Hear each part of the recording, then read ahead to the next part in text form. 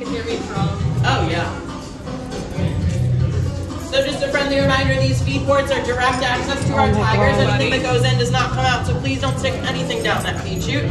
So we are training Bandar right now to be able to just recognize that when we call him over here that he's going to get reinforcement from us.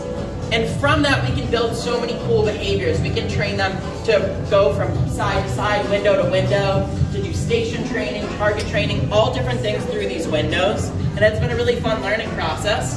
Now, Rukaya, our other male tiger, when he comes to these windows, or this training chute, he's focused on the chute. And he's learned that from a young age. So now that Bandar is fresh, he's new to Busch Gardens, we're able to establish our entire training program with him. We're not reinforcing him right when he's looking at that feed chute. We want him to either be looking away or making eye contact with us to make sure that he's focused. Now, Bandar just came here in November from the Point Defiance Zoo in Washington State. He's 9 years old. He was born at the National Zoo in DC, and he's been with multiple females, and he's never successfully reproduced. Aww. He was sent here as part of the Species Survival Plan recommendation. We're not sure if we're going to be able to get a female for him or not. So right now we're just what's called a holding facility. So we're holding him until we decide, or the Species Survival Plan decides if he's going to have a female match with him.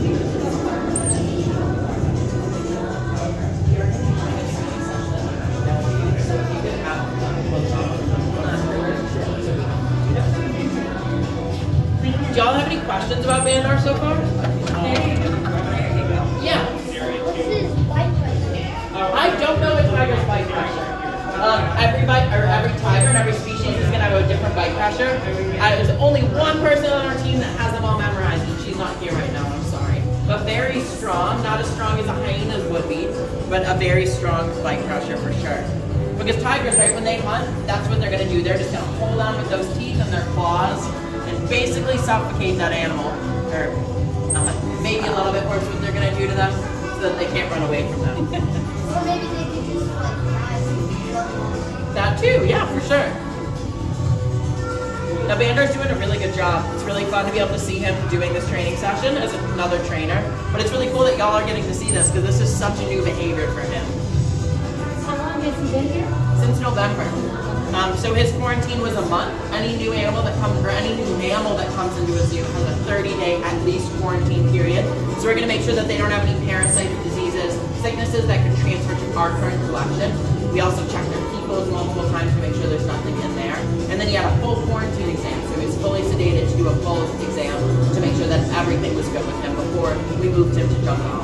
And I'm sorry if you already said this. Where was he quarantined? He was quarantined here. But like Yeah. in where we just were, or at? So our animals are always going to quarantine in a separate building. In a separate. So our quarantine facility is connected to the animal care center. So if you've ever walked through there, there's separate buildings behind that we quarantine animals in. So not only is it going to be like if one of our animal or an animal that's coming into us sometimes, or another animal in our collection that's gotten sick, needs some specialized care, they'll move there. The keepers still need to go in and take care of them, but the vets are right there in case anything happens. Now, is this part of his however many pounds he eats, or is this extra? So this is part of his food. Even those extra items that we feed them, they're all calorically evaluated to make sure that we're not feeding them too much or too little. So if an animal doesn't get an extra that day, we have to make up for that with the other food.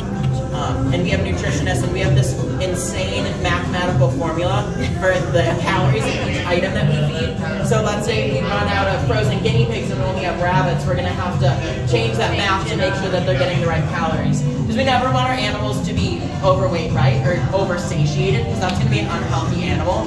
But we also don't want them to be hungry. That's not fair to them either. So we are actually going to move